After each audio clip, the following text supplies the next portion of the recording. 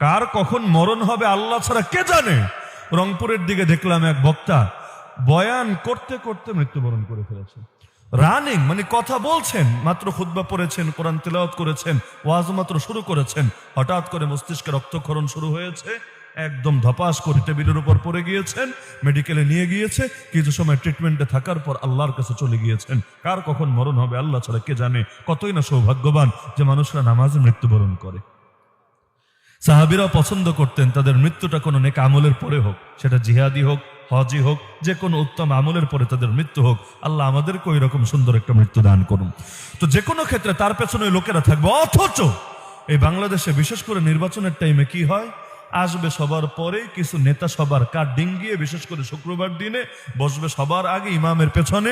ভাবটা এমন, ইমাম সাহেব কোনো কারণে নামাজ ছুটলে আমি চালাই নেবো ইনশাআল্লাহ, লেকিন কোনো কারণে যদি আসলে ইমামের নামাজ ছোটে আর ওই বকলমরে যদি সামনে দাঁড় করে আয়, ইমাম যায় উজু করতে, ওর প্যান্টও ভিজায় ফেলবে কিনা সন্দেহ আছে।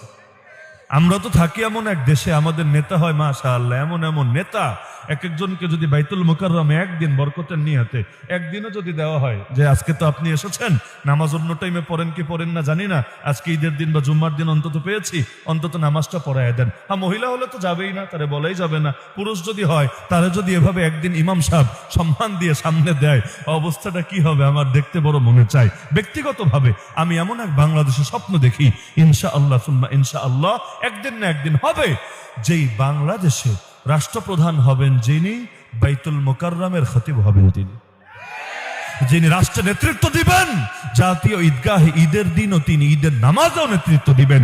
তার পেছনে নামাজ পড়ার জন্য আমাকে যদি 100 মাইল অতিক্রম করে যেতে হয় তাও যাব। তার পেছনে নামাজ পড়ে এমন এক তৃপ্তি পাবো ইনশাআল্লাহ, যেটা কখনোই ভাষায় প্রকাশ করা সম্ভব না। জানি না এই জীবদ্দশায় দেখে যেতে পারবো কিনা, কিন্তু দেখতে বড় মনে চায়। আপনাদের চায় না মনে হয়? আপনাদের চায় না মনে হয়? আরে আল্লাহর কাছে কোনো কিছু অসম্ভব না। ওমা যালিকা আলাল্লাহি বিআজিজ। আল্লাহ যদি কোনো কিছুর ফয়সালা করে ফেলে, ওসিলার জন্য কিছু আটকে থাকে না। ওসিলা আমার আল্লাহ নিজে তৈরি করে, ওসিলা আমার আল্লাহ নিজে তৈরি করে।